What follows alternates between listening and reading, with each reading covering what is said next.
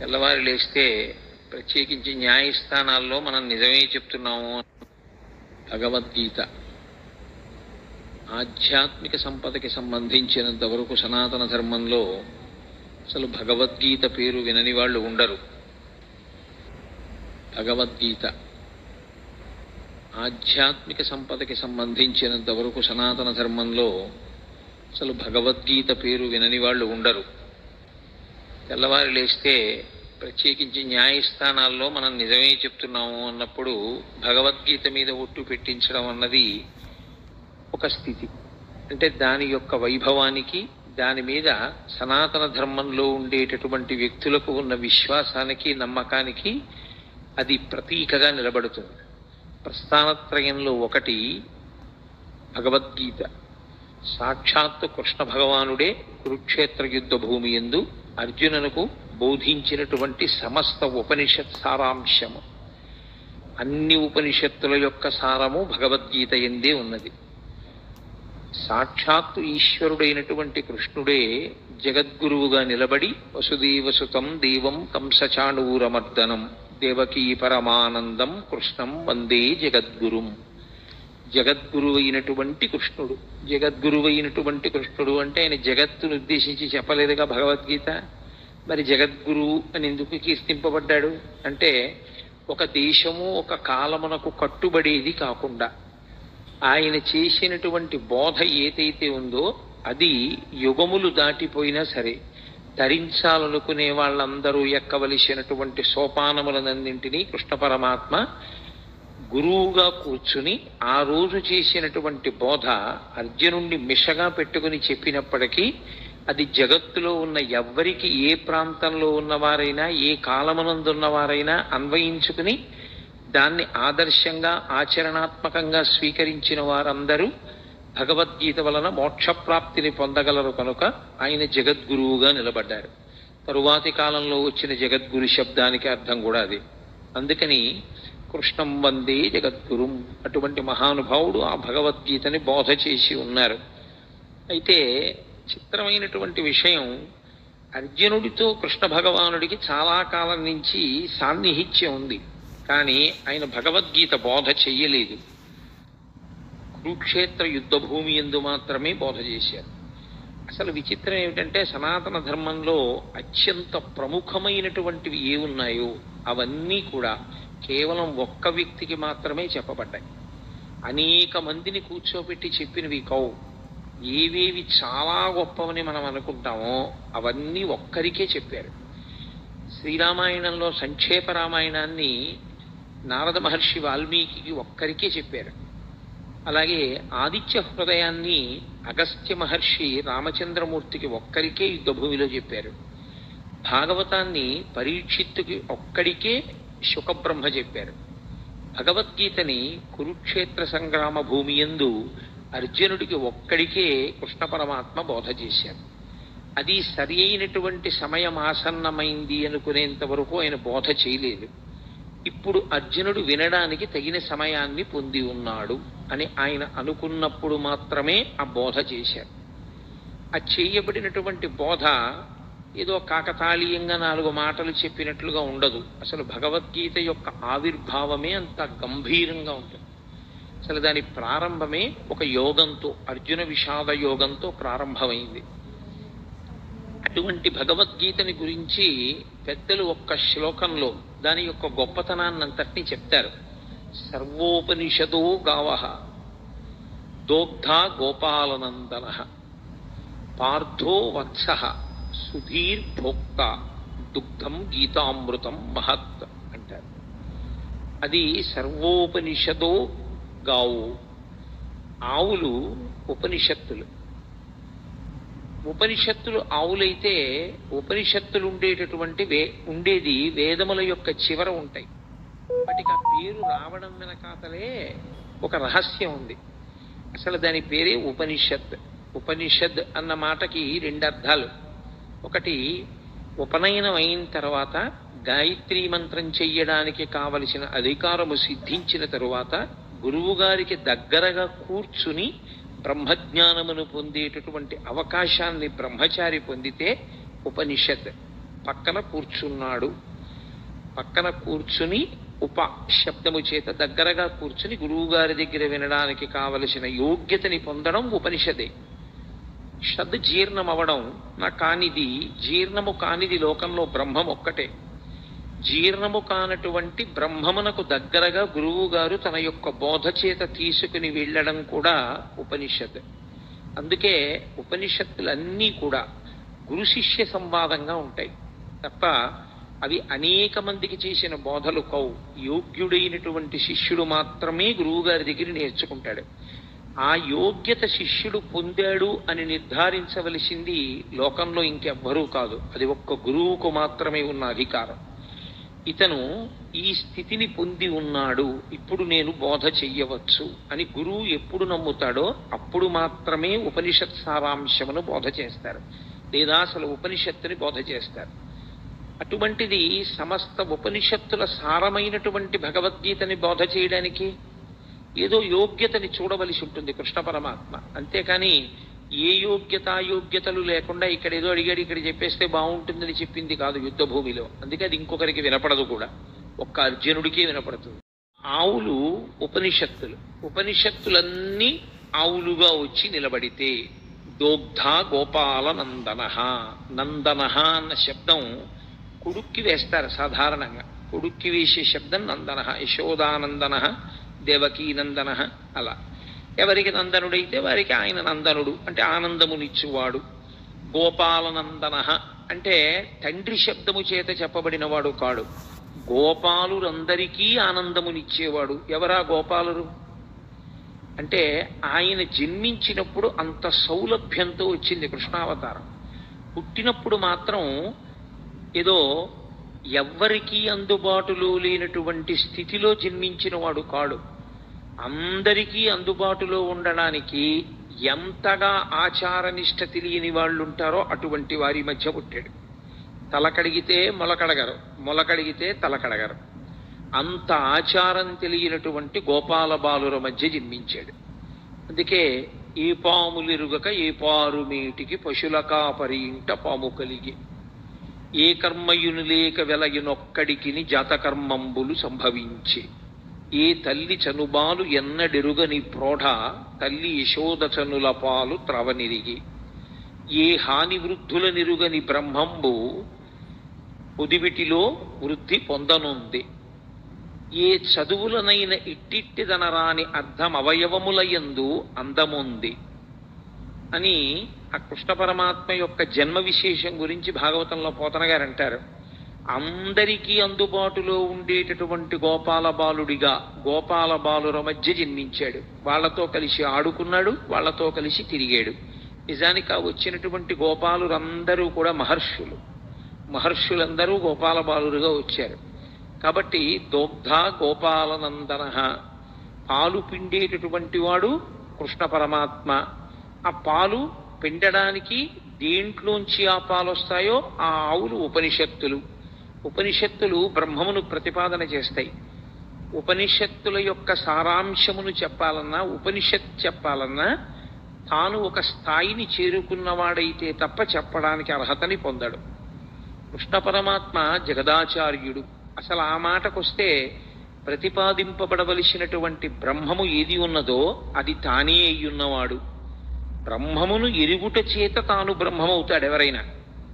బ్రహ్మవిద్ బ్రహ్మైవ భవతి అని. కానీ ఆయన బ్రహ్మవిద్ బ్రహ్మైవ భవతి కాడు, ఆయన స్వయముగా బ్రహ్మము, పరమేశ్వరుడు.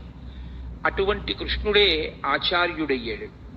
గురువుకి బ్రహ్మమునకు తేడా చెప్పడం సనాతన ధర్మంలో బ్రహ్మ గురుర్విష్ణు గురుర్దేవో మహేశ్వర గురు సాక్షాత్ పరబ్రహ్మ తస్మై శ్రీ గురవై నమః. అటువంటి గురువయ్యాడు. కాబట్టి సర్వోపనిషదోగావో దోగ్ధ గోపాలనందన. ఏ శిష్యుడి యొక్క స్థాయిని బట్టి ఎలా మాట్లాడాలో ఎలా చెప్పాలో బాగా తెలుసున్నటువంటి కృష్ణ పరమాత్మ గురువుగా, ఆ పాలు ఉపనిషత్తుల యొక్క పాలు పిండేవాడిగా, అంటే సమస్త ఉపనిషత్తుల యొక్క సారమైన భగవద్గీతని బోధ చేసేటటువంటి వాడిగా ఆయన నిలబడ్డాడు. పార్థో వత్స. ఆవు పాలివ్వాలి అంటే ఓ దూడ ఒకటి ఉండాలి తప్పకుండా. ఇప్పుడు ఆ దూడ ఏం చేయవలసి ఉంటుంది? ఆవు పాలు విడిచిపెట్టడానికి. ఆవు పాలు తయారు చేసేటప్పుడు ఉండేటటువంటి ప్రక్రియ చిత్రంగా ఉంటుంది. అది గబగబ గబగబా తినేస్తుంది. ఈ నూతిగట్టు మీద, చెరువు గట్టు మీద, నది గట్టు మీద ఉండే పసరిక గబగబా తిని తాను ఒక్క చోట కూర్చుని ఎంత ఆనందంతోటో నెమరవేస్తుంది. కడుపులో ఉన్నదాన్ని మళ్ళీ నోట్లోకి తెచ్చుకుని నోట్లో ఉన్నదాన్ని బాగా నమిలి మళ్ళీ లోపలికి పంపి ఆ పనికిరాని పచ్చగడ్డిలోంచి పసిపిల్లలు కూడా తాగి బ్రతకడానికి వీలైనటువంటిది, పరమ వృద్ధులైనటువంటి వారు, రోగులు కూడా తాగి బ్రతకగలిగినటువంటి పాలని తయారు చేస్తుంది. ఇంత గొప్ప పాలు కదా, పంచామృతములలో మొదటిది కదా, ఈ పాలతో శివలింగానికి అభిషేకం చేస్తే అంత మహాత్యం ఉంది కదా, ఈ పాలనివ్వడానికి కారణం, ఏ కారణానికి పాలిస్తుంది? దూడ యొక్క ఆర్తిని చూసి పాలిచ్చేస్తుంది. ఆర్తితో ఉన్న దూడ, అమ్మా నీ వలన తప్ప నా జీవితం ఎలా ఉంది అని ఆర్తి పొందినటువంటి దూడ పరిగెత్తుకుంటూ వచ్చి దాని శిరములు నోట్లో పెట్టుకు చప్పరించి 2 గుద్దులు గుద్దగానే విడిచిపెట్టేస్తుంది పాలు. గురువు గారికి ఉండేటటువంటి లక్షణం ఏమిటంటే, శిష్యులు ఆర్తితో వచ్చి గురువు గారి 2 పాదములు పట్టుకుని, గురువుగారు మీరు తప్ప నాకెవరు దిక్కు అని అడగగానే చెప్పకుండా ఉండలేక లోపల దాచుకోకుండా చెప్పేస్తాడు గురువుగారు. కాబట్టి ఆవు పాలని విడిచిపెట్టడానికి దూడ ఎలా హేతు అవుతుందో, గురువు జ్ఞానబోధ చెయ్యడానికి ఆర్తి కలిగినటువంటి శిష్యుడు అలా కారణం అవుతాడు. కాబట్టి పార్థో వత్స. ఇప్పుడు పార్థుడు వత్సయ్యి ఆ పాలు రావడానికి కారణమయ్యాడు. ఆవు దూడ అన్ని పాలు తాగదు, అలా త్రాగడానికి అనుమతించరు కూడా. అది పాలు మిగులుస్తుంది. అలా మిగల్చబడినటువంటి పాలు లోకంలో ఎవరెవరు ఆ పాలు కావలసి ఉంటాయో ఆ పాలని ఆ రీతిలో వాడుకుంటారు. ఒకడు త్రాగి బతుకుతాడు, ఒకడు అభిషేకం చేసుకుని తరిస్తాడు, రకరకాలుగా వాడుకుంటారు. అలా సుధీర్భోక్త, ఎవరు ఈ పాలు త్రాగడానికి అర్హులు? సుధీహి అంటే మంచి బుద్ధి కలిగినటువంటి వాడెవరో, వితండవాదన చేయని వాడెవరో, బ్రహ్మమునందు నిశ్చయాత్మకమైన బుద్ధి కలిగిన వాడెవరో, గురువు యందు గౌరవము కలిగిన వాడెవరో, ఎవరు సనాతన ధర్మమునందు విశ్వాసమున్నవాడో, ఎవడు పెడబుద్ధితో వినే లక్షణం లేనివాడో అటువంటి వాడు ఈ పాలు త్రాగటానికి యోగ్యుడు. కాబట్టి సుధీహి భోక్త. అటువంటి పాలని దుగ్ధం గీతామృతం మహత్, ఈ గీత అనబడేటటువంటి అమృతాన్ని త్రాగవచ్చు. పాల సముద్రాన్ని చిలికితే ఒక అమృతం వచ్చింది, పరమేశ్వరుడి నోటిలోంచి ఒక అమృతం వచ్చింది. వాగ్రూపమైనటువంటి అమృతమే గీత. అందుకే ఆ అమృతం తాగడానికి చాలా కష్టం. గరుత్మంతుడే తీసుకొచ్చి దర్భల మీద పెట్టినా ఆవులు తాగలేకపోయాయి. కానీ గీతామృతం తాగడానికి సాధారణంగా అందరూ ఏ అవయవంతో తాగుతారో ఆ అవయవంతో తాగక్కర్లేదు, చెవులు దొప్పలు చేసుకుని వినగలిగితే చాలు. ఆ విశ్వాసంతో, ఆ భక్తితో ఎవరు కూర్చుని వింటారో అటువంటి వారందరూ ఈ అమృతాన్ని తాగడానికి అర్హులే. ఈ అమృతాన్ని ఎవరు సేవిస్తారో వాళ్ళకు ఒక లక్షణం ఉంటుంది. అమృతం తాగినవాడు ఇక మళ్ళీ పుట్టవలసిన అవసరం ఉండదు. కాబట్టి ఇదే చిట్టచివరిసారి శరీరాన్ని విడిచిపెట్టడం. కానీ త్రాగడం అంటూ జరిగినప్పుడు శరీరం ఉంటే కదా తాగాడు, శరీరం లేకుండా త్రాగడం అన్న మాట రాదు. కాబట్టి శరీరంతో ఉన్నాడు కాబట్టి తాగాడు, శరీరంతో ఉన్నాడు కాబట్టి అమృతం తాగాడు, శరీరంతో ఉండి తాగాడు కాబట్టి ఈసారి శరీరం పడవలసిందే. అది ప్రకృతికి సంబంధించిన నియమం. ఈసారి పడడం ఏదుందో అదే చిట్టచివరిసారి పడ్డాం. ఇంకొకసారి పడవలసిన అవసరం ఎందుకుండదంటే ఇంకొకసారి పుట్టవలసిన అవసరం లేదు కనుక. అంటే జనన మరణ చక్రము నుండి తప్పుకోవడమే అమృతము. ఆ అమృతము నోటితో తాగుతారు, దానికి అధికారము సిద్ధిస్తే. కానీ అలా అధికారం సిద్ధించి త్రాగారు అన్నవాళ్ళు మనకి కనపడరు. కానీ గీతామృతం తాగడానికి మాత్రం ఎల్లరూ యోగ్యులే.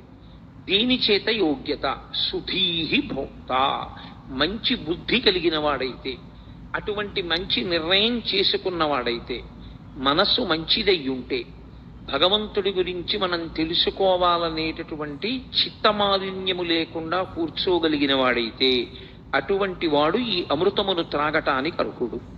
కాబట్టి భగవద్గీత వింటే ఏమొస్తుంది? భగవద్గీత వింటే కొడుకు ఉద్యోగం వస్తుంది, భగవద్గీత వింటే కూతురికి పెళ్ళవుతుంది అని ఫలశ్రుతులు చెప్పకూడదు. భగవద్గీత వింటే ఏమవుతుంది అంటే అది బ్రహ్మ విద్య కనుక మళ్ళీ పుట్టవలసినటువంటి అవసరాన్ని తీసేస్తుంది. ఇంకా ఇంతకన్నా గొప్పది మనుష్యుడు కోరవలసినది వేరొకటి ఉండదు. కాబట్టి అంత గొప్ప శక్తిని ఈ గీతామృతము ఇవ్వగలదు. అందుకే పెద్దలు గీత గురించి చెప్తూ ఒక మాట చెప్తారు. గీతతో సమానమైనవి అంటూ ఉంటే లోకంలో ఇంకొక 3 మాత్రమే ఉన్నాయి.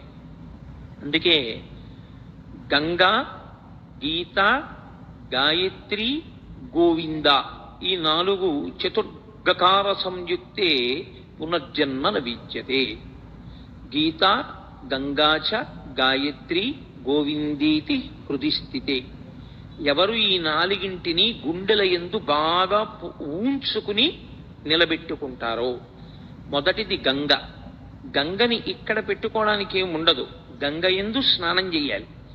గంగ యందు స్నానం చేస్తే ఏమవుతుంది? గంగ యందు స్నానం చేస్తే పాపములు నశించిపోతాయి. పాపములు నశించిపోతే మళ్ళీ చేయడా? గంగలోంచి బయటకు వచ్చాక చెయ్యడని నమ్మకం ఏం లేదు. కానీ గంగలో స్నానం చేస్తే వచ్చేటటువంటి ఫలితము ఉత్తర జన్మల యందు కనపడుతుంది. కానీ గీత అనబడేటటువంటి గంగని త్రాగినవాడు ఇప్పుడే ఇక్కడే మోక్షానికి అధికారాన్ని పొందుతాడు. 2, అది పరమేశ్వరుడి యొక్క శిరస్సుకి తగిలి కింద పడడం వల్ల అంత శక్తిని పొందేది. భవాంగపతితంతోయం పవిత్రమితి పస్పృశు అంటారు వాల్మీకి మహర్షి రామాయణంలో. గంగా హిమవంతుని పెద్ద కూతురిగా పరమేశ్వరుని యొక్క శరీరాన్ని తాకి హిమాలయ పర్వతాల మీద పడి తాను అనేక మార్గములలో ప్రవహించి త్రిపథగా అయింది. కాబట్టి గంగకి శక్తి వచ్చింది. ఈ గంగ సాక్షాత్తుగా పరమేశ్వరుడి నోటిలోంచి ఆవిర్భవించినటువంటి ఈ గంగ ఎప్పుడో ఏ జన్మలోనో ఫలితమిచ్చేది కాదు. ఈ జన్మలో ఇప్పుడే ఇక్కడే ఫలితమివ్వగలిగినది గీతామృతమనబడేటటువంటి గంగ. కాబట్టి నిజానికి గంగ కన్నా గీత ఒక పైమెట్టు మీదే నిలబడుతుంది. గీత, గంగాచ, గాయత్రి. గాయత్రి ఉపనయనము చేసుకోవడానికి అధికారమున్న వాళ్ళందరూ గాయత్రి మహామంత్రాన్ని చేస్తారు. గాయత్రి మహామంత్రం అంత గొప్ప మంత్రం ఇక లోకంలో లేదు. అది మంత్రములకన్నిటికీ తల్లి అని పేరు దానికి. అందులో అడిగేది ఒకటే, ప్రచోదయాత్, మా బుద్ధులు ప్రేరేపింపబడుగాక అని అడుగుతూ ఉంటారు త్రిసంధ్యల యందు. కాబట్టి ఆ గాయత్రి బుద్ధిని మరల్చి ఈశ్వరుని యందు పెట్టి తాను తరించేటటువంటి అవకాశాన్ని గాయత్రి మాత ఇస్తుంది. గోవిందేతి, గోవిందుడు అవన్నీ బిరుదునామాలుగా వచ్చాయి. గోవిందనామం ఒకరు బిరుదునామంగా ఇచ్చింది కాదు, పరమేశ్వరుడు కష్టపడి సంపాదించుకున్న నామం. 7 రాత్రులు 7 పగళ్ళు గోవర్ధనోద్ధరణాన్ని చేసి చిటికెన వీల మీద పర్వతాన్ని ఎత్తి పట్టుకుని అందరినీ కాపాడితే ఆయన్ని నమ్మకుండా విడిపోయిన వాళ్ళని కూడా ఆయన పిలిచి మరీ కాపాడాడు గోవిందనామంతో. అది గోవిందనామానికి ఉన్న గొప్పతనం. అంత సౌలభ్యంలో ఉన్న అవతారం. అందుకే గోవింద అంటే ఈశ్వరుడు ఉలిక్కి పడతాట. కారణం ఏమిటంటే నేను ఆ నామాన్ని సంపాదించుకున్నది నేనే కష్టపడి 7 రాత్రులు 7 పవళ్ళు పర్వతాన్ని ఎత్తి పట్టుకుని నన్ను నమ్మకుండా పక్కకి వెళ్ళిపోయినటువంటి వాళ్ళని కూడా పిలిచి బాలుండీతడు కొండదొడ్డది మహాభారంబు శైరింపగా దాలండో ఎనిదీని కింద నిలువంచింతింపగా బోలది శైలాంబోనిది జంతు సంయుత ధరాచక్రంబుపై పడ్డ నాకేలల్లాడదు బంధులార నిలుడి క్రిందం ప్రమోదంబునన్ అంటాడు. మీరు బెంగపెట్టుకోకండి, కొండ కింద పడదు. సమస్త బ్రహ్మాండం వచ్చి కొండ మీద పడిపోయినా కొండ కింద పడకుండా పట్టుకుంటాను. కాబట్టి రండి రండి అని నమ్మకం లేని వాళ్ళని కూడా పిలిచి కొండ కింద నిలబెట్టి 7 రాత్రులు 7 పగళ్ళు మనుష్యులను ఆవులను దూడలను కాసినటువంటి కారణం చేత కాపాడిన కారణం చేత పరమేశ్వరుడు సంపాదించుకున్నటువంటి నామము గోవిందనామం కాదు. గోవింద అంటే భూమిని కాపాడేవాడు, గోవింద అంటే వాక్కులకు అధిపతి అయినవాడు, గోవింద అంటే వాక్కును విస్తరించగలిగినటువంటి వాడు. వింద అన్న శబ్దానికి అర్థం తంతువుగా సాగడం. దూది పట్టుకుని ఇలా ఇలా ఇలా ఇలా ఇలా ఇలా తంతువు కింద తంతువులందు చేలమ విధంబున ఏ పరమేశుమూర్తి ఎందింతయు ఒప్పు భంగి అంటారు పోతన గారు. పెద్ద పెద్ద దారాల కింద ఒక కండిలోంచి వెడితే దాన్ని తంతు అంటారు. తంతువు కింద విస్తరిల్లి లోపల పరబ్రహ్మము శబ్దము చేత ఆవిష్కరింపబడితే గోవిందా అంటారు. అంతర్బహిష్ట తత్సర్వం వ్యాప్య నారాయణ స్థిత. నామరూపాత్మకంగా కనపడేటటువంటి జగత్తు కాదని దాని లోపల జీవుడిగా ఉన్నటువంటి బ్రహ్మం ఎవరున్నారో వాడిని గుర్తించడానికి నామరూపాలని ఆధారం చేసుకుని విశ్వమునందు విశ్వనాథుణ్ణి చూడగలిగినటువంటి ప్రజ్ఞాపాఠవములు పెరగగలిగిన స్థితికి గోవిందా అని పేరు. కాబట్టి ఆ గోవిందేతి హృదిస్థితే, ఎవరు ఈ నాలుగింటిని గుండెలలో పెట్టుకుంటారో అంటే సంతతము ఈ నాలుగింటిని స్మరణ చేస్తూ ఉంటారో అటువంటి వారందరూ కూడా పునర్జన్మ నవిద్యతే, ఇక వాళ్ళు మళ్ళీ వేరొక శరీరాన్ని పొందవలసినటువంటి అవసరము ఉండదు. వాళ్ళు ఈ శరీరమే ఆఖరిసారి పడిపోవడం తప్ప వేరొకసారి శరీరము పడవలసిన అవసరం ఉండదంటే అసలు పుట్టరు. అంత గొప్పవి ఈ నాలుగు. అందులో ఒకటి గీత. ఈ గీత ఆవిర్భవించినటువంటి విధానం చాలా ఆశ్చర్యకరమైనటువంటి స్థితిలో ఆవిర్భవించింది. మీకు తెలుసు, మహాభారతంలో ఎంత కాదు అని పక్కకి తీసుకెళ్లడానికి ప్రయత్నం చేసిన ఈశ్వరుని యొక్క అవతార ప్రయోజనమే రాక్షస సంహారము కనుక, ధర్మమును నిలబెట్టడం కనుక కురుక్షేత్రంలో కురుపాండవులు కలుసుకోవడం యుద్ధం కోసం అనివార్యమైంది. తీరా ఇద్దరూ వచ్చి కలుసుకున్నారు. ఇక యుద్ధం ప్రారంభం అవ్వాలి. ధర్మరాజు గారు పెద్దలకి నమస్కారం చేయడానికి వెళ్ళాడు. అంతవరకు అందులో ధర్మదోషమేం లేదు. వాళ్ళు కలుసుకున్నది కూడా ఎక్కడ అంటే ధర్మక్షేత్రే కురుక్షేత్రే, ధర్మక్షేత్రమైన కురుక్షేత్రంలో కలుసుకున్నారు. వ్యాస భగవానుడు గీతామృతాన్ని ప్రారంభం చేస్తూనే ధర్మశబ్దంతో ప్రారంభం చేస్తారు. ధర్మ అంటే పట్టుకోవలసినది, పట్టుకోవడంలో వైక్లభ్యం వస్తే మిమ్మల్ని రక్షించనిది అని గుర్తు. నేను ఒక కుక్క నా మీదకు వస్తున్నప్పుడు నా చేతిలో ఉన్న కర్రని నేను జాగ్రత్తగా పట్టుకోవాలి. అసలు నేను కుక్కని చూసి వణికిపోవడంలో నా చేతి కర్ర జారిపోయింది అనుకోండి, అప్పుడు ఇక ఆ కర్ర నన్ను రక్షించదు. నేను పట్టుకుని ఉన్నంత కాలమే నన్ను రక్షిస్తుంది తప్ప పట్టుకోనికుండా ఉన్నది రక్షించేది కాకుండా పోయేది ఏది ఉంటుందో దానికి ధర్మం అని పేరు. అందుకే నేను తరచు మనవి చేస్తుంటాను, అమరకోశం ధర్మము అన్న మాటని వ్యాఖ్యానం చేస్తే ధ్రియతేవా జనైరితి ధర్మం. ఉపన్యాసాలు చెప్పడానికి పనికొచ్చేది కాదు ధర్మం అంటే, పుస్తకాల్లో చదువుకోవడానికి పనికొచ్చేది కాదు ధర్మం అంటే. అందుకే కఠినమైన నేను మాట చెప్తుంటాను, ఉపన్యాసాలకి వెళ్ళడం దేవాలయంలోకి వెళ్ళడం కాదు ధర్మం అంటే, బొట్టు పెట్టుకోవడం ధర్మము అని చెప్తుంటాను. కాబట్టి ధర్మము అంటే ధ్రియతేవా జనైరితి ధర్మం, తాను అనుష్ఠించనిది తనని రక్షించదు. మీకెంత తెలుసు అన్నది మిమ్మల్ని ఎప్పుడూ రక్షించదు. వేదము ఏది చెప్పిందో అది మీరు పట్టుకోగలరా? ఎవరేది చెప్పారన్నది ప్రమాణము కాదు. నేనొకటి చెప్పచ్చు, ప్రమాణం కాదు.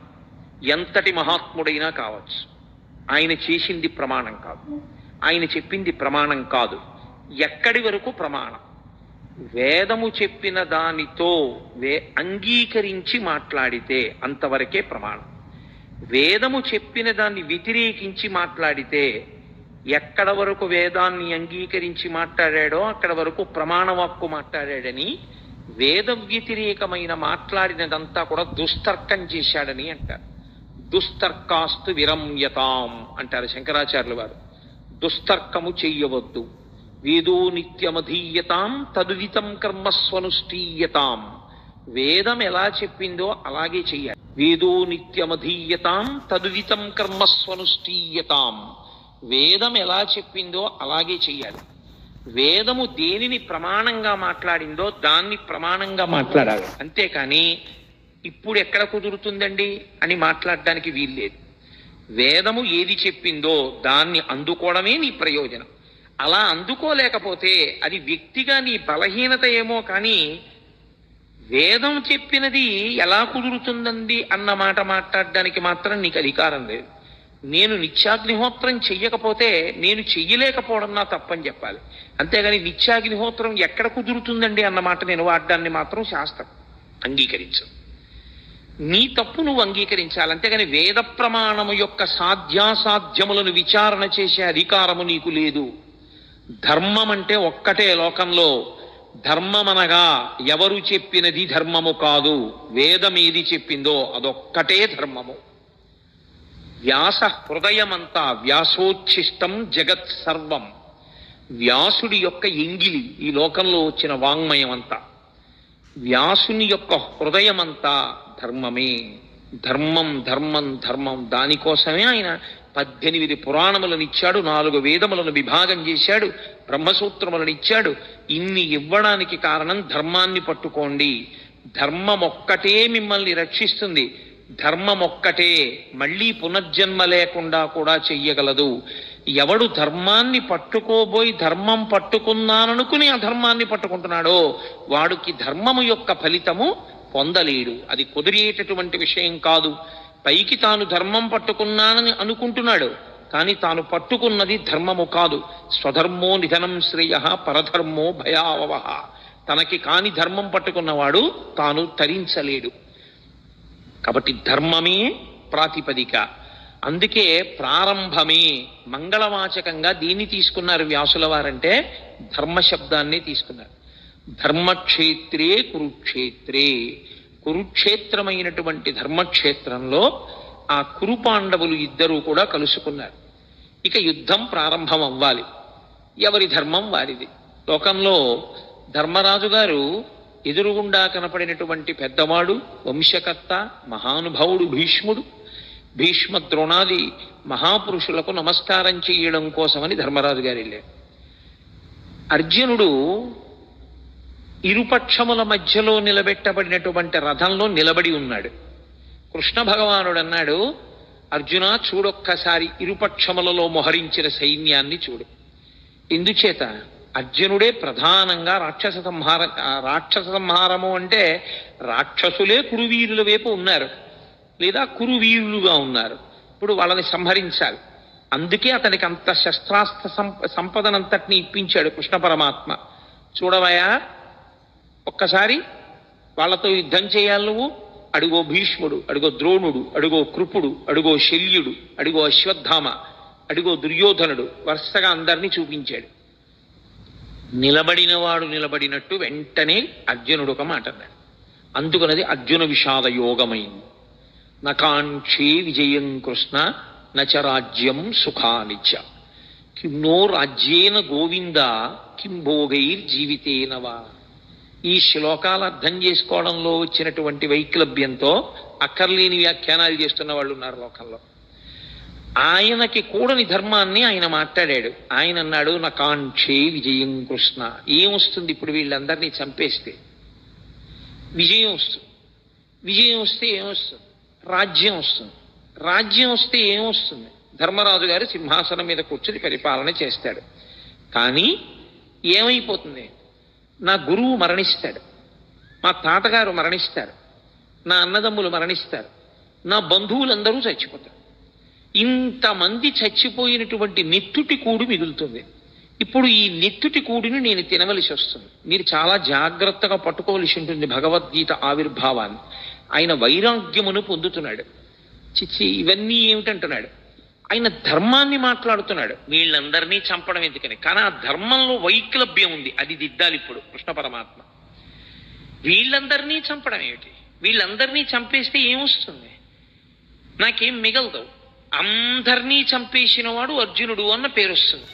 ఇంతమందిని చంపేసి నేను రాజ్య పరిపాలన మొదలు పెడితే నిన్నటి వరకు నా కంటి ముందు ఉన్నటువంటి తాతలు, తండ్రులు, గురువులు, బంధువులు, స్నేహితులు ఇంతమంది మరణించిన తరువాత నేనొక్కడిని మిగిలితే నేను పొందేటటువంటి సంతోషం ఏమిటి? కాబట్టి నాకొద్దు ఈ యుద్ధము, ఈ విజయము వద్దు, ఈ రాజ్యము వద్దు. ఇప్పుడు ఆయన ఎంత భయవిహ్వలుడైపోయాడంటే అంతటి మహావీరుడైనటువంటి అర్జునుడి చేతులు వణికిపోయాయి. ఉనికిపోవడంలో ఆయన చేతిలో ఉన్నటువంటి గాంధీవం జారి కింద పడిపోయాడు. కింద పడిపోతే తాను ఎలా నిలబడ్డాడో అలా నిలబడ్డవాడు నిలబడ్డట్టే నీరసం ఆవహించేసి చతికిల పడిపోయాడు. నీరసం ఆవహించి చతికిల పడిపోయాడు అంటే ఆయన శరీరంలో ఇప్పుడు ఏదో ఆరోగ్యపరమైన సమస్య తలెత్తలేదు. ఆయనకి శరీరంలో ఎంత ఆరోగ్యం ఉండాలో అంత ఆరోగ్యము ఉంది, ఎంత బలం ఉండాలో అంత బలము ఉంది. కానీ శరీరమునందుండవలసినటువంటి బలాన్ని, శరీరమునందు ఉన్నటువంటి ఆరోగ్యాన్ని ఏది పాడు చేసేసింది అంటే బలహీనపడిపోయినటువంటి మనస్సు పాడు చేసేసింది. ఇది చాలా గొప్ప విషయం. మీరు ఎంత బలవంతులు అన్నది కాదు, మీ మనస్సు ఎంత జవంతో ఉన్నది అన్నది ప్రధానం. మనస్సుకి జవం లేనివాడు శరీరంతో ఎంత బలం ఉండనివ్వండి ఉపకారం చేయలేడు. ఎందుచేత అంటే మనస్సు భయానికి కానీ శంకకి కానీ లోనైపోయిందనుకోండి, తాను ఆత్మరక్షణలోకి పడిపోయి ఒక రకమైనటువంటి భయానికి లోనవుతాడు. భయానికి మారుపేరే శాస్త్రంలో మృత్యు సమయమునందు ఎలా ఆలోచనలు పొసగవో, భయవిహ్వలుడైనటువంటి వ్యక్తికి కూడా సరి అయిన ఆలోచన విధానం రాదు. కాబట్టి ఇప్పుడు అంత భయపడిపోయినటువంటి అర్జునుడు అన్నాడు, ఇప్పుడు దుర్యోధనుడు ఒక బాణం వేసో ఓ కత్తి పెట్టో నన్ను చంపేస్తే చచ్చిపోతాను. చచ్చిపోతే ఏమవుతుంది? నేను చనిపోతే చనిపోయాను, కానీ నా వారందరూ బ్రతుకుతారు. ఇది పైకి చూడడానికి చాలా ధర్మంలా కనపడుతుంది చూసుకోండి. నిజంగా పాపం అర్జునుడు ఎంత మంచివాడండి, ఎంత అహింస మాట్లాడాడు. యుద్ధం జరగకుండా ఎందుకు ఇవన్నీ హాయిగా, నాకు ఏ రాజ్యం వద్దు ఏ విజయం వద్దు అన్నాడు. ఎంత మంచి మాట మాట్లాడాడండి అర్జునుడు, ఎంత చక్కటి వాడండి అని మనకు అనిపిస్తుంది. కానీ ఈ మాటలు చెప్పి ఇంకొంచెం ముందుకు వెళ్ళిపోయాడు. ఇంకొక ఆశ్చర్యకరమైన మాట అన్నాడు, నేను వీళ్ళందరినీ చంపేస్తే ఇక లోకంలో నా బంధువులన్న వాళ్ళు మగవాళ్ళు ఎవరు మిగలరు, అప్పుడు ఆడవాళ్ళు ఒక్కళ్ళే మిగులుతారు. అప్పుడు వీళ్ళందరూ నరకంలోనో స్వర్గంలోనో ఉన్నారనుకోండి, ఏడాదికోసారి తద్దినం పెట్టాలి కదా. తద్దినం పెట్టినప్పుడు నీళ్లు విడిచిపెట్టాలి. పెట్టడానికి ఉత్తరాధికారులు ఏరి నేను చంపేస్తున్నాను కదా, కొడుకులతో సహా చంపేస్తున్నాను. చంపేస్తే ఇంకా తద్దినం పెట్టడానికి మనుషులు లేరు. లేకపోతే ఆ పితృదేవతలు ఎవరైతే ఉన్నారో పతంతి పితరో హ్యేషాం లుప్త పిండోదక క్రియా, వాళ్ళకి పిండ ఉదక క్రియలు ఉండవు. అంటే పిండం పెట్టేవాడు ఉండడు, నీళ్లు విడిచిపెట్టేవాడు ఉండడు. లుప్త పిండోదక క్రియా, ఈ రెండూ లేకపోవడం వల్ల పతంతి పితరో హ్యేషాం, పైలోకానికి వెళ్ళినటువంటి నా పితృదేవతలు మళ్ళీ కింద పడిపోతారు. పైగా ఎప్పుడైతే పురుషుల యొక్క రక్షణ లేదో వీళ్ళందరూ మరణిస్తే వీళ్ళ భార్యలందరినీ పరజాతుల వాళ్ళు వచ్చి భార్యలుగా స్వీకరిస్తారు. ఇప్పుడు వాళ్ళ వలన సంతానం వీళ్ళకి కలుగుతుంది. క్షేత్రములు మిగిలిపోయి బీజములు లేవు. కాబట్టి ఇప్పుడు కుల సంకరం ఏర్పడుతుంది, వర్ణ సంకరం ఏర్పడుతుంది, జాతులన్నీ కూడా కలగాపలగం అయిపోతాయి. ఇటువంటి ఆధార్మికమైనటువంటి వ్యవస్థ ఏర్పడడానికి నేను యుద్ధం చేయడం అవుతుంది. కాబట్టి కృష్ణ, నేను యుద్ధం చెయ్యను. నీకు ఇది పైకి చూడ్డానికి ఎలా ఉంటుందంటే, అయ్య బాబోయ్ అర్జునుడు ఎంత శక్తివంతంగా మాట్లాడాడు, ఎంత గొప్పగా మాట్లాడాడు మహానుభావుడు, ఎంత చక్కటి మాటలు మాట్లాడాడు. నిజంగా అర్జునుడు చెప్పిన మాట కృష్ణుడు విని అర్జునుడిని వెంటనే రథం ఇచ్చి వెనక్కి పంపించేసి ఉంటే, కురుక్షేత్ర సంగ్రామం జరగకపోతే అంత నెత్తురు వరదలై పారదుగా, అంతమంది చచ్చిపోరుగా, ప్రశాంతంగా ఉంటుందిగా. మరి ఎందుకు కృష్ణ పరమాత్మ అంతగా పట్టుపట్టి మరీ కురుక్షేత్ర యుద్ధం చేయించినట్టు, ఎందుకంత బోధ చేసినట్లు, ఆయన ఎందుకు మాట్లాడినట్లు? అర్జునుడు మాట్లాడిన దాంట్లో వచ్చిన నష్టం ఏమిటి ఆయన మాట్లాడిన తప్పు అని మనకు అనిపిస్తుంది.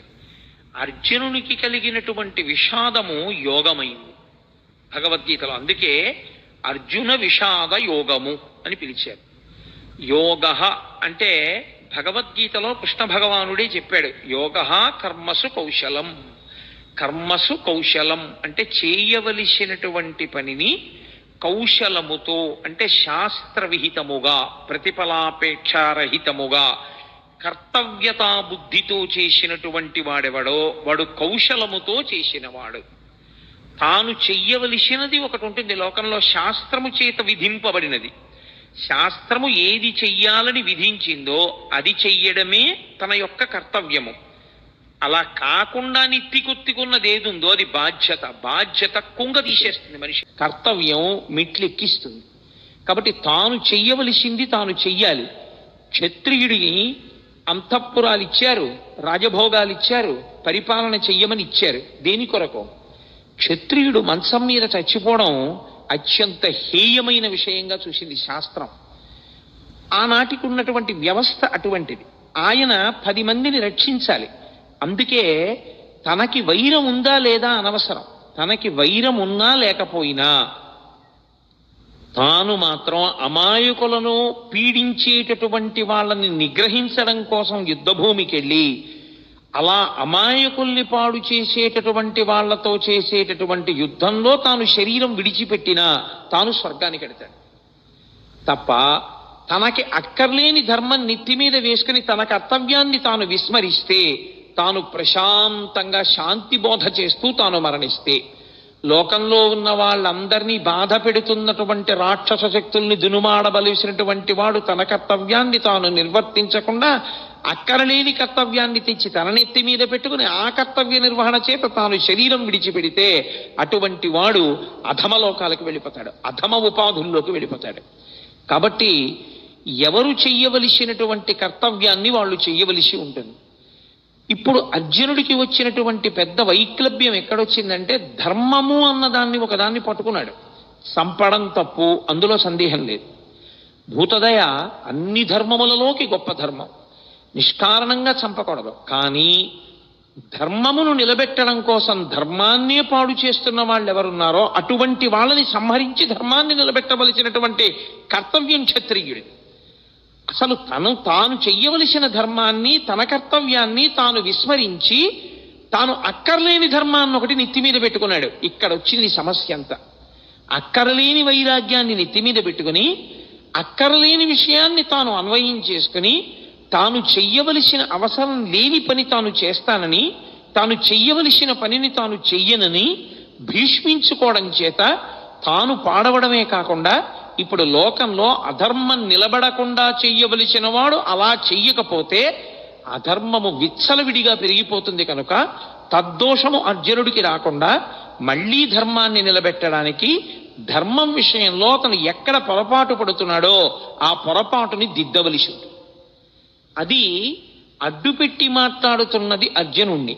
కానీ అసలు మన ధర్మం ఏమిటి, మనం ఏం చెయ్యాలి, మనం ఎందుకు పాడవుతుంటాం, మనకి మళ్ళీ మళ్ళీ ఎందుకు పునర్జన్మ కలుగుతూ ఉంటుంది, ఈ రహస్యాలన్నీ తెలుసుకోవాలనుకుంటున్నటువంటి వాడికి కృష్ణుడు చేసినటువంటి భగవద్గీత బోధని వినడం తప్ప, దాన్ని ఆచరణలోకి తెచ్చుకోవడం తప్ప తప్పించుకోవడానికి పునర్జన్మని వేరొక మార్గం మాత్రం ఉండదు.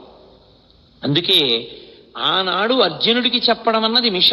కానీ మనం కూడా అందరము అటువంటి కురుక్షేత్రంలోనే నిలబడతాం. మనందరికీ కూడా ధర్మం విషయంలో మీమాంస, ధర్మం విషయంలో అనుమానం. ఏం చెయ్యాలో తెలియదు, ఏం చెయ్యకూడదో తెలియదు. చెయ్యకూడనివన్నీ తాను ఎత్తుకుంటాడు. అసలు తాను చెయ్యవలసింది తాను చెయ్యడు. ఎలా తరిస్తాడు? తాను తరించలేడు దానివల్ల. అందుకని నీవేది చెయ్యాలో తెలుసుకుని నువ్వు అది చెయ్యడంలో నువ్వు నైపుణ్యాన్ని సాధించాలంటే, అటువంటి కౌశలమును నువ్వు పొందాలంటే, ఆ కౌశలము చేత నువ్వు యోగమును పొందాలంటే అనేన యుజ్యతే ఇది యోగ అంటాడు పతంజలి. అనేకముగా ఉన్నవి ఒక్కటిగా మారి ఆ ఒక్కటిగా నువ్వు నిలబడి ఒకటి యందు ప్రవేశించి ఒకటిగా అనుభవాన్ని పొంది రెండవది లేదు కనుక భయాన్ని పొందకుండా శరీరాన్ని విడిచిపెట్టగలిగినటువంటి సాక్షి మాత్రపు శక్తిని నువ్వు పెంపొందించుకొనగలిగితే దానికి యోగమని పేరు. ఇప్పుడు అర్జునుడు పొందినటువంటి కష్టం ఏదుందో దానికి జవాబు చెప్పాలి. చిత్రం ఏమిటంటే, ఒకటవ అధ్యాయం మొత్తం మీద అర్జున విషాద యోగంలో కృష్ణ భగవానుడు ఎక్కడా మాట్లాడాడు. ఎందుచేత అంటే, ఎవడికి ధర్మం విషయంలో అనుమానం ఉందో, ఎవడు పొరపాటు జీవితం గడుపుతున్నాడో, ఎవడు ఈ అయోమయంలో ఉన్నాడో వాణ్ణి ముందు తనకున్న అయోమయం అంతా మాట్లాడినివ్వాలి. అందుకని ముందే నోరు నొక్కేశారనుకోండి, అసలు నన్ను చెప్పనిస్తే కదండి అంటాడు. అందుకని ముందు మాట్లాడనివ్వాలి. ఎంత మాట్లాడతాడో అంతా మాట్లాడనిచ్చి అప్పుడు తాను మాట్లాడాలి ఆచార్యుడు. అందుకే 2వ అధ్యాయం వచ్చేంత వరకు అసలు కృష్ణ భగవానుడు నోరు విప్పలేదు. మనం డాక్టర్ గారి దగ్గరికి వెడతాం. డాక్టర్ గారి దగ్గరికి వెడితే డాక్టర్ గారు మనకున్నటువంటి అనారోగ్యాన్ని అడుగుతాడు. మనకేం తెలుసు అంటే, దేని మూలంగా రోగం వచ్చిందో మనకి తెలియదే. 2వ అధ్యాయం వచ్చేంత వరకు అసలు కృష్ణ భగవానుడు నోరు విప్పలేదు. మనం డాక్టర్ గారి దగ్గరికి వెడతాం. డాక్టర్ గారి దగ్గరికి వెడితే డాక్టర్ గారు మనకున్నటువంటి అనారోగ్యాన్ని అడుగుతాడు. మనకేం తెలుసు అంటే దేని మూలంగా రోగం వచ్చిందో మనకి తెలియదు, వచ్చిన రోగం వల్ల మనం పడుతున్న బాధ ఒకటే మనకి తెలుసు. మనం ఏం చెప్పగలం? మన బాధ ఒకటే చెప్పగలం డాక్టర్ గారికి. ఏమిటో డాక్టర్ గారు సాయంకాలం అయ్యేటప్పటికి జ్వరం వచ్చేస్తుందండి, పొద్దున్న తిన్నది జీర్ణం అవుతుంది, రాత్రి 7 గంటలు 6 దాటిందంటే ఇంకా ఒళ్ళు వేడెక్కుతుంది, ఏది తిన్నా జీర్ణం అవ్వదు, సరికదా వాంతి అయిపోతుందండి, రాత్రిపూటే ఉంటుంది. వీడు బాధ ఒకటే చెప్తూ ఉంటాడు. వింటూ డాక్టర్ గారు ఏం ఆలోచిస్తాడంటే వీడికి సాయంకాలం 6 అయ్యేటప్పటికి జ్వరాన్ని కల్పించగలిగినటువంటి సూక్ష్మాంగ జీవి ఏది ప్రవేశించి ఉంటుంది, దాని వలన వీడిలో ఏ రకమైనటువంటి జ్వరం ప్రకోపించి వీడికి జీర్ణం కాకుండా ఆహారం బయటికి వెళ్ళిపోతుంది. ఇప్పుడు మందు దేనికి వెయ్యాలంటే మూలానికి వెయ్యాలి. ఏ సూక్ష్మక్రిమి శరీరంలో ప్రవేశించడం చేత అతనికి సాయంకాలం జ్వరం వచ్చి తిన్న పదార్థం జీర్ణం కాకుండా వాంతవుతోందో ఆ సూక్ష్మక్రిమి మీద అతను ఔషధాన్ని ఇవ్వాలి. అంతేకాని వాంతి అయిపోకుండా ఏం చేయాలో లవంగమొగ్గ నవలాలో యాలక్కాయ నవలాలో చెప్పడానికి అతని భార్యే చాలు, పక్కింట్లో ఉన్న వాళ్ళే చాలు, డాక్టర్ గారు అక్కర్లేదు దానికి. డాక్టర్ గారు చెప్పవలసింది మూలాన్ని ఛేదించాలి. అర్జునుడు మాట్లాడితే అర్జునుడు మాట్లాడిన మాటల వెనక ఛేదింపబడవలసినటువంటి మూలాల్ని కృష్ణ పరమాత్మ పట్టుకున్నాడు. ఇది అందుకే భవద్భీషిణి అయింది. గీతకి భవద్భీషిణి అని పేరు ఉండడానికి కారణం అదే. సంసారము అంటేనే అయోమయం, సంసారం అంటేనే రాగద్వేషములు. మీరు కొంచెం జాగ్రత్తగా పట్టుకోగలిగితే సంసారమునకు మారు పేరే రాగద్వేషములు. రాగము ద్వేషము ఈ రెండు ఎప్పుడు ఉంటాయి? ఇంకొకడు ఉంటే కదండి. ఇప్పుడు నాకన్నా ఇంకొకడు ఉన్నాడు అనుకోండి, అప్పుడు నేను వాడిని ప్రేమిస్తే రాగం, నాకు వాడి మీద సంతోషంగా ఉండి వాడిని నేను అభిమానిస్తే నాకు వాడి మీద రాగం ఉన్నది. నేను వాడి మీద కోపం పెట్టుకుంటే నాకు ద్వేషం ఉన్నది. అసలు రెండవది లేదు ప్రపంచంలో, ఒక్కటే ఉన్నది. రాగమునకు కానీ ద్వేషమునకు కానీ ఏమైనా కారణం ఉందా? ఇంకో వస్తువు లేదు, ఉన్నదొక్కటే, పరబ్రహ్మం ఒక్కటే ఉంది.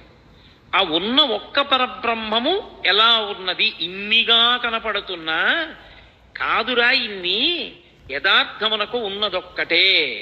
అన్ని నగలుగా కనపడుతున్నా ఉన్నదొక్క బంగారమైనట్టు, అనేక కుండలుగా కనపడుతున్నా ఉన్నదొక్క మన్నైనట్టు, అనేక కడవలలో పోసిన ఉన్నది ఆ ఆవు పాలైనట్టు, అనేకమైన ఆవులున్నా అన్నిటి యొక్క పాలలో ఉన్న ధర్మము ఒక్కటైనట్టు,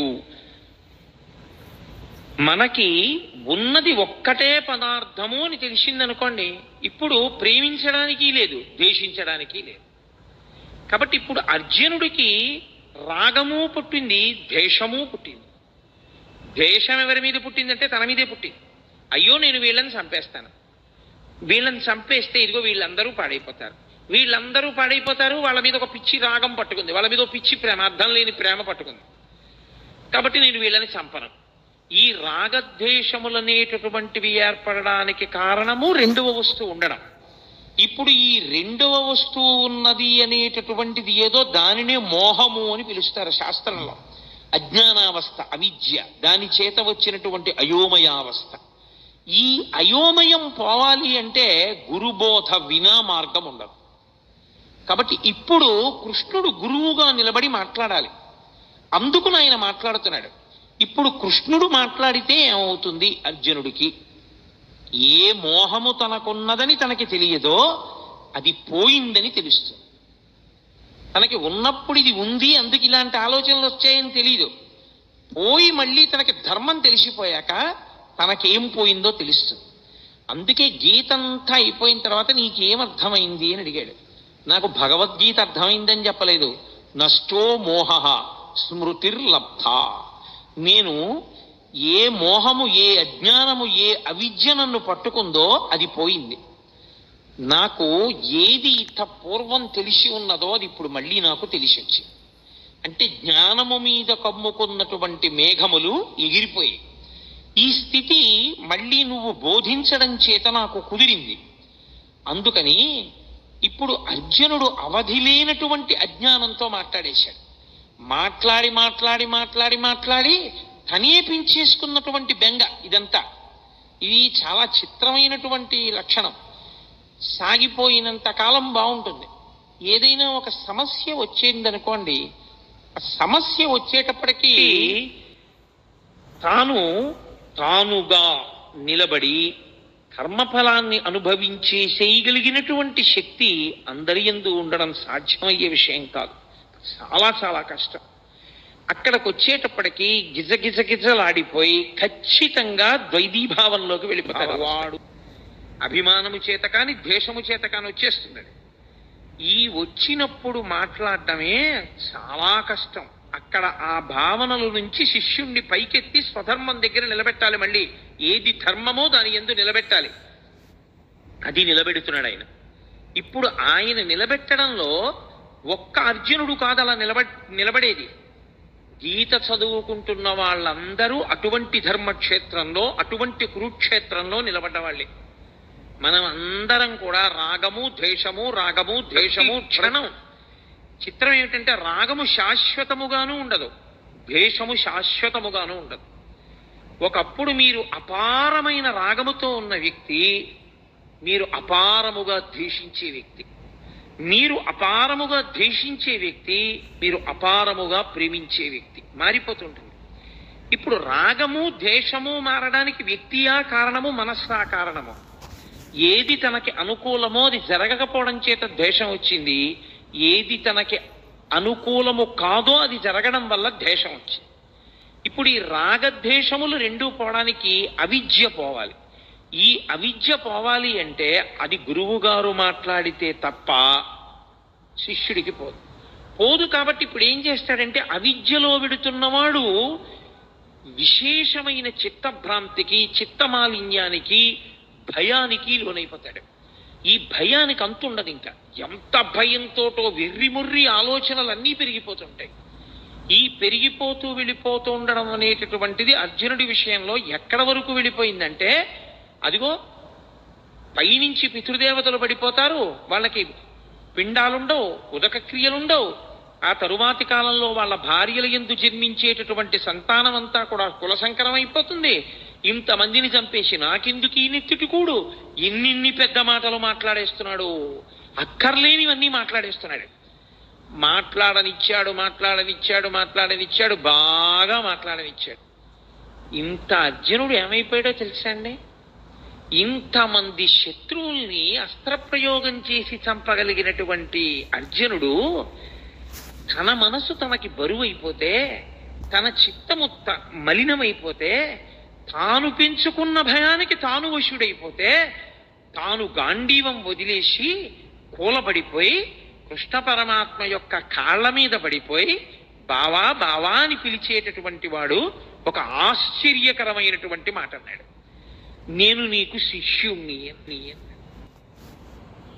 మాం త్వం ప్రపన్నః, నేను నిన్ను శరణాగతి చేస్తున్నాను. నువ్వు ఏం చేయాలో తెలుసా? శిష్యుడనైన నన్ను ఉద్ధరించాలి. నాకు మార్గం తెలియట్లేదు. ఇదే అతను చేసిన చాలా మంచి పని. ఏమైనా ఉంటే అర్జునుడు ధర్మక్షేత్రమైన కురుక్షేత్రంలో చేసినటువంటి ఈ పని వల్ల భగవద్గీత పుడుతోంది, ఈ పని వల్ల గీతామృతం వస్తోంది. ఈ పని వల్ల వచ్చినటువంటి గీతామృతం కాలంతో దేశంతో సంబంధం లేకుండా మానవాళిని తరింపచేస్తుంది. మాట్లాడి ఇంకా నేను మాట్లాడనయా, మాట్లాడిన కొద్దీ భయం ఎక్కువైపోతోంది. ఇంకా భయం వైపుకే పెడుతున్నాయి కానీ ఆలోచనలు. నేను బయటికి రాగలనన్న ఆలోచన అసలు నాకు రావట్లేదు. కాబట్టి మీరు వినా నాకు శరణ్యము లేదు. గురువు గారి కాళ్ళ మీద పడిపోయి నేను ప్రపన్నుడను అంటే నేను శరణాగతి చేస్తున్నాను, మీరు నన్ను స్వీకరించి నా యొక్క బాధనంతటినీ పోగొట్టండి. ఇప్పుడు అసలు నేనేం చెయ్యాలి నాకు అర్థం కావట్లేదు అన్నాడు. ఎవరు? యుద్ధం చేస్తానని వచ్చినవాడు. ఇప్పుడు కాదు, ఎప్పటి నుంచో యుద్ధం చేస్తాను కౌరవుల్ని సంహరిస్తానని పెద్ద తపస్సు చేసి పరమేశ్వరుణ్ణి సాక్షాత్కరింపజేసుకుని పాశుపతాస్త్రం పొందినవాడు, అంతమంది దేవతల దగ్గర అన్ని అస్త్రాలు పొందినవాడు, అంతమంది గురువుల్ని సేవించినవాడు, ఎప్పుడు కురుక్షేత్ర సంగ్రామం జరుగుతుందా కౌరవుల్ని మట్టు పెడదామని ఎదురు చూచినవాడు, ఇవాళ ఆశ్చర్యంగా యుద్ధం చేయడం మాట దేవుడిని కృష్ణ పరమాత్మ యొక్క కాళ్ళ మీద పడిపోయి కృష్ణ నీవు తప్ప నాకు దిక్కెవరు, కాబట్టి నువ్వే నన్ను రక్షించాలి. ఆయన మాట్లాడడం మొదలుపెట్టాడు. ఆయన మాట్లాడుతూనే ప్రారంభం ఏమన్నా తెలుసా అండి? ఆయన మాటలకున్నటువంటి గమ్మత్తు ఏమిటంటే ఆయన మాట మొదలు అదే, భగవద్గీతలో ఆయన మాట చివర అదే. ఆయన అశోత్యానన్వశోచస్త్వం ప్రజ్ఞావాదాంశ్చ భాషసే గతాసు నగతాసూంశ్చ నానుసూచంతి పండితాః. అశోచ్యానన్వశోచస్త్వం అంటూ ప్రారంభం చేశాడు. ఏడవవద్దు, శోకము వద్దు, అసలు ఈ దిక్కుమాలిన ఏడుపన్నది మొదట మానే. భగవద్గీత వింటే వచ్చేది ఏమిటి? భగవద్గీత ప్రారంభంలో కృష్ణ పరమాత్మ ఏ శ్లోకంతో ప్రారంభం చేశారో అదే శ్లోకంలో ఉన్న అదే తాత్పర్యంతో, అదే ధర్మంతో, అదే మాటతో భగవద్గీత పూర్తి. సర్వధర్మాన్ పరిత్యజ్య మామేకం శరణం వ్రజ అహం త్వా సర్వపాపేభ్యో మోక్షయిష్యామి మా శుచ. ఏడవవద్దు, శోకించవద్దు. అసలు శోకము తప్పు. శోకమన్న మాటకు అర్థం లేదు. శోకించడానికి కారణము లేదు. దేనికి శోకిస్తావు? దేనికి ఏడుస్తున్నావు నువ్వు? అసలు నువ్వు ఏడవడానికి కారణం ఏమిటి? పైగా ఏడిచేటప్పుడు ఎలా మాట్లాడుతున్నావు?